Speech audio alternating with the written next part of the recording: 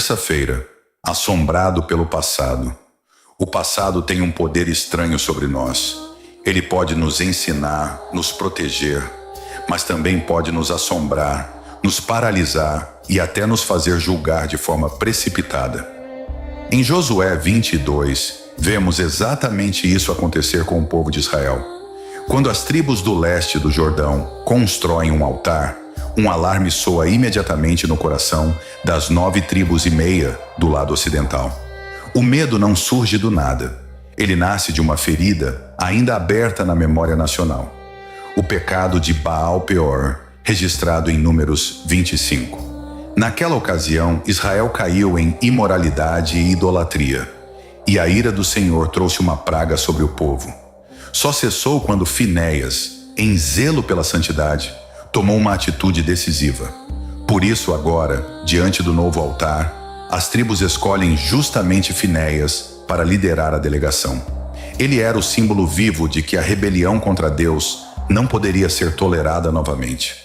Sua presença carregava peso espiritual, autoridade e também lembrança de juízo.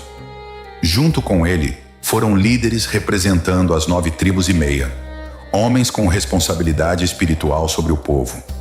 Antes de partirem para a guerra, eles fazem algo fundamental. Vão ouvir.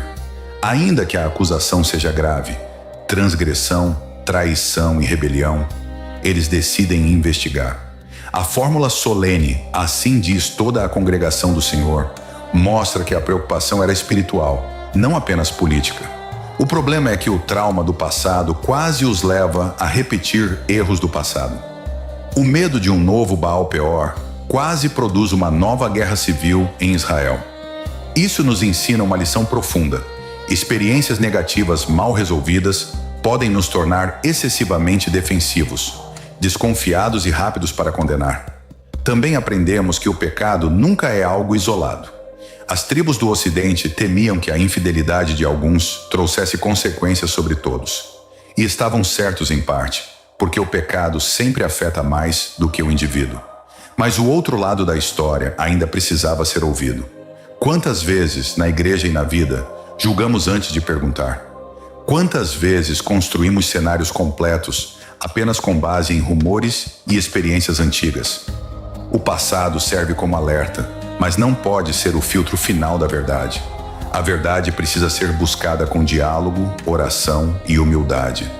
Deus nos ensina aqui que zelo espiritual precisa caminhar junto com sabedoria emocional e espiritual. Sem isso, a defesa da fé pode se transformar em instrumento de divisão. Hoje, o Senhor nos chama a lidar com o passado sem permitir que ele governe nosso presente. A memória deve nos conduzir à vigilância, não à condenação precipitada.